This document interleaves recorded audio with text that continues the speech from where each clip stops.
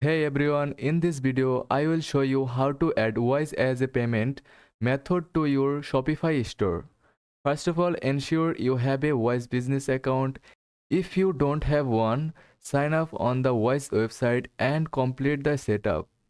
You will need this account to link to your Shopify store for receiving payment in different currencies. Once your Wise account is set up, go to your multi-currency account and generate the bank account details for the currencies you want to receive, like USD, EUR, or GBP.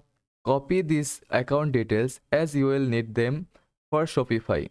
After that, log into your Shopify admin dashboard. From the left sidebar, go to Settings and then click Payments. Scroll down to the manual payment section and click Add Manual Payment. Then click Bank Deposit. Then paste the Wise account details you copied earlier, including the bank name, account name, and other relevant information. Add clear instructions for your customers, telling them to transfer the payment to your Wise account after checkout.